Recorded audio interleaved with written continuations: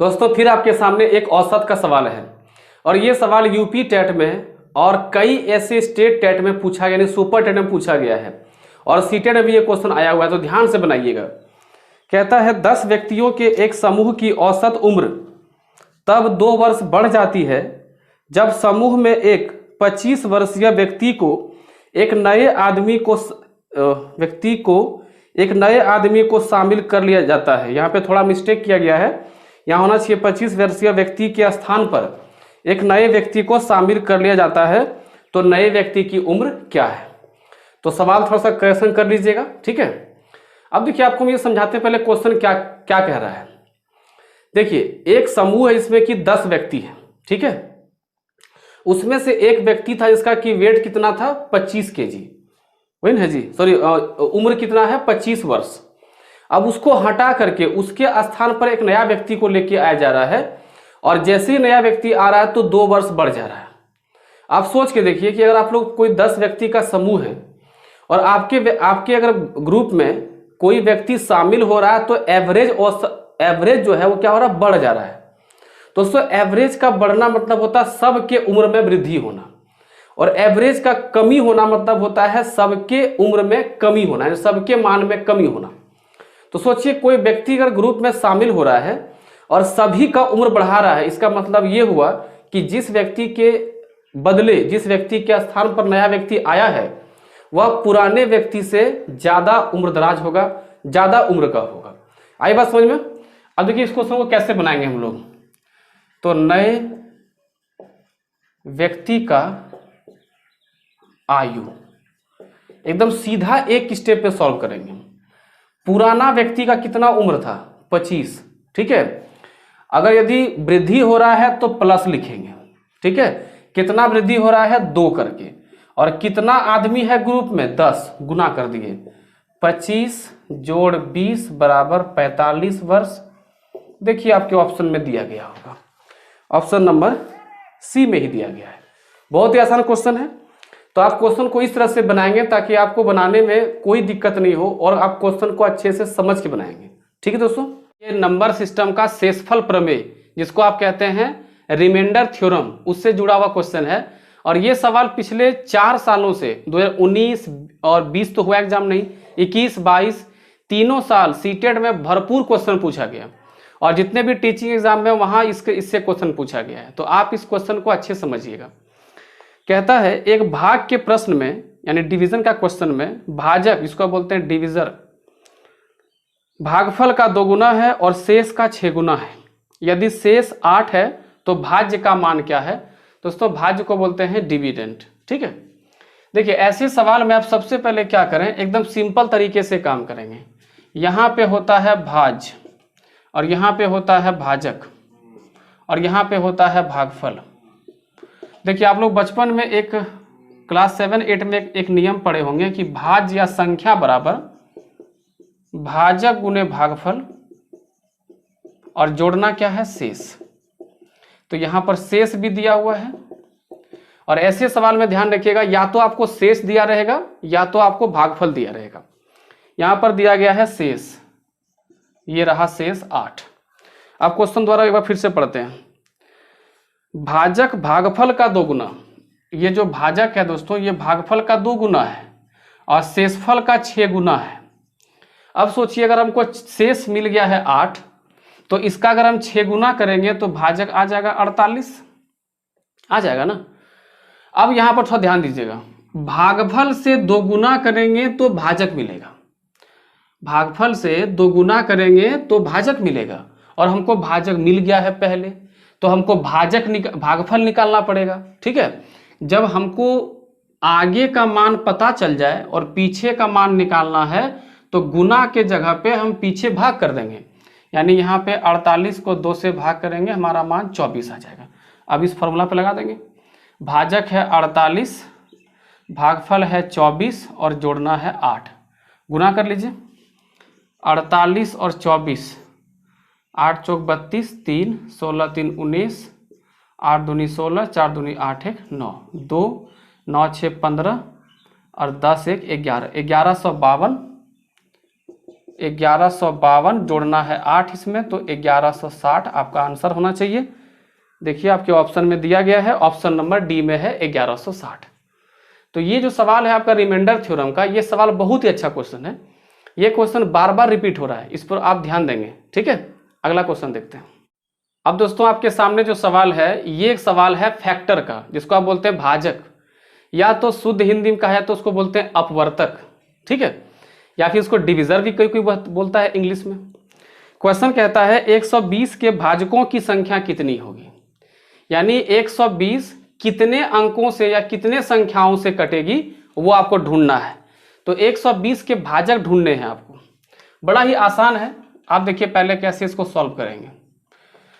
तो सबसे पहले क्या करेंगे कि अगर किसी संख्या में 0 दिया रहे तो आप उसको ऐसे लिख लें, 12 गुने 10, क्या ये भी तो 120 हुआ। और 12 को हम 4 गुने 3 लिख सकते हैं, और 10 को हम 2 गुने 5 लिख सकते हैं, 4 को हम 2 गुने 2 लिख सकते हैं। बोलो कोई दिक्कत? तो 2 की मात्रा कितनी है, 1 2 3, यानी हम यहाँ पे लिखेंगे 2 पे पावर 3, 3 तो यहाँ पर एक ही है और 5 यहाँ पर एक ही है। अब जब हमको भाजक की संख्या निकालनी है तो करना क्या है, ध्यान देंगे। यहाँ पे जो पावर है उसमें 1 बढ़ाएंगे, पावर यहाँ 3 तो लिखेंगे 4, यहाँ 1 तो यहाँ लिखेंगे 2, और यहाँ 1 तो यहाँ लिखेंगे 2। 4 दूना 8, 8 दूना 16, यानी 120 कुल 16 भाजकों से कटने वाली है, या फिर 120 के कुल 16 भाजक होंगे। ठीक है, कहने का अर्थ है कि 120 1 से कटेगा, 2 से कटेगा, 3 से कटेगा, 4 से कटेगा, 6 से कटेगा, 8 से कटेगा, ऐसे गिनती करेंगे तो ये 16 संख्या हमको मिलेगी। आई सब बात समझ में? ठीक है, अगला क्वेश्चन देखते हैं। दोस्तों आज का पहला क्वेश्चन देख रहे हैं हम लोग भिन्न टॉपिक से, यानी इसको फ्रैक्शन कहते हैं।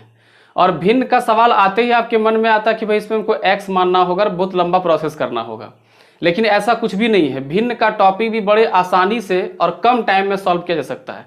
कैसे, वो टेक्निक समझिए। क्वेश्चन कहता है राजेश खेल के पहले दौर में अपनी धनराशि का 1/3 हिस्सा हार गया, और खेल के दूसरे दौर में वह अपनी बची हुई धनराशि का 3/5 हिस्सा हार गया, और तीसरे दौर में वह अपनी बची हुई धनराशि का 4/7 हिस्सा हार गया। तो उसके पास मूल धनराशि का कितना हिस्सा बचा। देखिए आपके पास इस टाइप का सवाल 2 तरह के आ सकते हैं। ये जो टाइप है ये सेकेंड टाइप है। दोस्तों फर्स्ट टाइप कैसा होता है, तो फर्स्ट टाइप होता है, कहेगा कि किसी व्यक्ति के पास कुछ पैसे हैं, उसमें से वो 1/3 हिस्सा खाने में, 2/5 हिस्सा किराए में, 1/3 हिस्सा घूमने में खर्च किया, तो कितना हिस्सा बचा। वो सामान्य सा टाइप होता है। उसमें क्या करना होता है, सारे को जोड़ करके एक में माइनस करना होता है।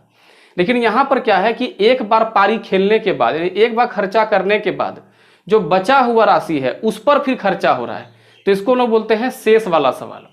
तो ऐसे सवालों को सॉल्व करने के लिए क्या करें आप कि सबसे पहले तो अगर धनराशि का कितना हिस्सा बचा है, अगर आपसे बचत पूछा जाएगा तो आप सबसे पहले काम करेंगे कि पूरे हिस्सा को आप 1 मान लेंगे।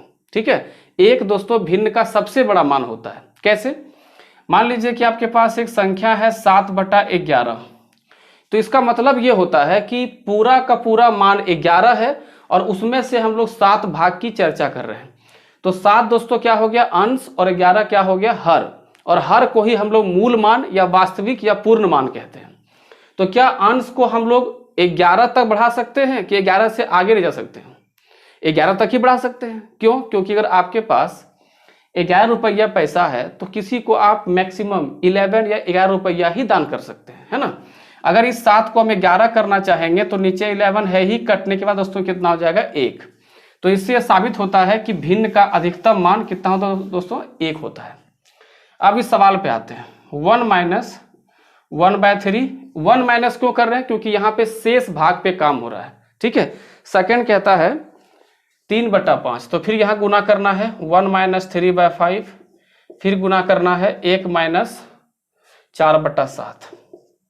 अब इसको सॉल्व कर देना है। 1 गुना 3 में 1 गया 3, 3 में 1 गया 2, 3 गुने 1 3 में 1 गया 2। ठीक है, 5 एकम 5 में 3 गया 2/5, 7 एकम 7 में 4 गया 3/7। ये कट जाएगा, ऊपर 2 गुने 2 4 और नीचे 7 × 5 = 35। देखिए ये आपके ऑप्शन में दिया गया होगा। तो सवाल बहुत ही आसान पूछे जाते हैं, आप क्वेश्चन को देख करके उसके लेंथ को देख कर डरिए नहीं, क्वेश्चन आसान रहता है। अगला क्वेश्चन देखते हैं दोस्तों। अगला सवाल जो आपके सामने है, यह सवाल औसत और आयु संबंध के 2 चैप्टर का मिश्रण है, यानी इसमें आपको औसत का भी कॉन्सेप्ट पता होना चाहिए और आयु संबंध का भी कॉन्सेप्ट पता होना चाहिए। इसमें एक भी चूक हुआ तो उत्तर उल्टा आएगा। क्वेश्चन कहता है कला की आयु का और माला की आयु से अनुपात 3:4 है। इसको आप सिंपली समझिए कि कला और माला की आयु का अनुपात 3:4 है मतलब वर्तमान। यदि 2 वर्ष पहले उनकी औसत आयु 12 वर्ष थी तो 4 वर्ष पहले कला की आयु क्या थी। अब देखिए इसमें क्या किया गया है कि भूतकाल और वर्तमान काल को मिला दिया गया है, साथ में औसत का भी कोई पेच डाल दिया है। तो आप लोग को एक चीज पता होना चाहिए कि औसत होता क्या है। देखिए औसत आप सिंपल भी समझिए कि औसत वह मान है जो दिए गए सभी संख्याओं पर बराबर रूप से या समान रूप से लागू हो जाए। अंग्रेजी में कहा जाए तो average is a value that is equally distributed among the numbers. तो अब बताइए यहाँ पर 2 लोगों का औसत आयु दिया गया है, कितना, तो औसत दिया गया है 12, ठीक है। अगर हमको कुल आयु निकालना हो तो क्या 12 करके 2 आदमी है तो 24 वर्ष हम कह सकते हैं, ठीक है। और ये औसत जो दिया गया है 2 वर्ष पहले, और हमको अनुपात जो दिया गया है वो अभी का दिया गया है। तो 2 वर्ष पहले 2 व्यक्ति 24 मिला करके था, तो अगर हम दोनों को अगर हम 2 साल और आगे लेके आएंगे, वर्तमान में लेके आएंगे, तो इसमें 4 साल और बढ़ जाएगा। बात समझ में आया कि नहीं। कला और माला दोनों 2-2 साल बढ़ेगी तो 4 वर्ष और बढ़ेगा, तो इसका मान आ जाएगा 28 वर्ष। और ये मान किस में आ गया, अब बताइए, ये वर्तमान आ गया। ये औसत कहाँ पर था, भूतकाल में था, ठीक है। समझ में आ रहा है आप लोग को। अब यहाँ कहता है वर्तमान में दोनों का जो है आपको दिया गया है, इसमें अनुपात कला और माला के और एम लिख देते हैं 3:4। तो हम ये कह सकते हैं कि अगर दोनों का अगर हम आयु जोड़ेंगे तो कला का 3 हिस्सा और माला का 4 हिस्सा, तो 7 हिस्सा हो जाएगा, जिसका मान हम लोग निकाल लिए हैं 28 साल। तो 7 से काटेंगे तो 1 भाग का मान हो जाएगा 4 साल। क्या पूछा गया आपसे, 4 वर्ष पहले कला की आयु कितनी थी। तो भाई कला का आयु अभी पर देखते हैं कितना है, 1 भाग का मान 4, तो 3 भाग का मान 12 वर्ष। तो कला का अभी वर्तमान में कितना उम्र है, 12 साल। तो कह रहा है 4 साल पहले, तो भाई 4 साल पहले 12 में 4 घट जाएगा, आ जाएगा आपका 8 साल, ठीक है। यही इसका उत्तर होगा। आई बात समझ में, ठीक है। बहुत ही आसानी से बना सकते हैं, बस खाली कॉन्सेप्ट आपका होना चाहिए क्लियर, ठीक है। अगला सवाल आपके सामने जो है ये नंबर सिस्टम का एक टॉपिक है, भाजकता, जिसको हम लोग कहते हैं डिविजिबिलिटी रूल्स, ठीक है। तो इससे संबंधित हम पूरा वीडियो हम बना के दे चुके हैं। अगर आप में से किसी को दिक्कत हो तो आप जाके वीडियो को ढूंढ के देख सकते हैं। क्वेश्चन दिया है 6 अंकों की संख्या 87937A, 6 से विभाज्य है मतलब डिविजिबल है, जहां a सबसे छोटी प्राकृतिक संख्या यानी कोई नेचुरल नंबर है, तो a का मान क्या होगा, a का वैल्यू क्या होगा। देखिए संख्या दिया है 87937A। अब अगर आप में से किसी को अगर 6 का भाजकता नहीं आता है तो आपको यह सवाल बनाने में दिक्कत हो सकती है या फिर नहीं भी बन सकता है। देखिए 6 से कोई संख्या दोस्तों तभी कटेगी जब वो संख्या 2 और 3 दोनों से कटना चाहिए। तो अगर कोई संख्या 2 से भी कट रहा है और 3 से भी कट रहा है, और अगर हमको 6 से चेक करना है तो सबसे पहले आप चेक करेंगे 2 से। और 2 से कोई संख्या तभी कटेगी जब अंतिम अंक दोस्तों 0 2 4 6 8 रहे, ठीक है। तो अब देखते हैं कि यहां जो हमारा ए का ऑप्शन दिया गया है क्वेश्चन में, लगभग सभी सम अंक ही दिए हुए हैं, तो इससे काम होगा नहीं। अब हमको 3 का चेक करना होगा। तो 3 से चेक करने के लिए क्या करना होगा, या फिर आप ऐसे ध्यान रखिए कि अगर हमको 2 से चेक करना हो और अंतिम वाला ही ढूंढना है तो सबसे पहले आप 3 को चेक करिए। 3 का नियम क्या कहता है कि अगर आप किसी संख्या के अंकों को जोड़ते हैं तो आपको 3, 6 या 9 मिलना चाहिए। 3 एकम 3, 3 तिया 9, 8 7 15। देखिए 3 से कटता है, ठीक है दोस्तों, बचा कितना 7। अब 7 में कम से कम क्या जोड़ दें यहाँ पे कि वो 3 से कट जाए, तो भाई 7 में कम से कम 2 भी जोड़ सकते हैं, 9 हो जाएगा ना। उसके बाद क्या 3 जोड़ेंगे, 10 3 से कटता नहीं है। 4 जोड़ेंगे नहीं, 5 जोड़ेंगे नहीं। अगर हम 5 रखते हैं तो 7 5 12 कट तो जाएगा 3 से, लेकिन 5 एक विषम अंक है और 2 से कटने के लिए अंतिम अंक दोस्तों कितना आना चाहिए, एक सम अंक आना चाहिए। 5 नहीं 6 होगा तो 6 7 13, 6 भी नहीं होगा। देख लीजिए ऑप्शन में क्या क्या दिया है। ऑप्शन में देखिए 6 8 4 दिया है। 8 रखते हैं दोस्तों तो 8 7 15 कट सकता है। 6 रखते हैं 7 6 13 नहीं कटेगा। 2 से तो कट ही गया है, बाकी रहा 4, 7 4 11, 4 भी नहीं रहेगा। तो आपके पास ऑप्शन बचता है 2 या तो 8। ठीक है, तो यहां बोला है कि ए की सबसे छोटी, तो भाई ए का सबसे छोटी 2 और 8 में कौन सा होता है 2, तो इसका आंसर दोस्तों क्या हो जाएगा 2। तो बड़े आसानी से आप क्वेश्चन को सॉल्व कर सकते हैं, लेकिन आपको नियम पता होना चाहिए। ठीक है।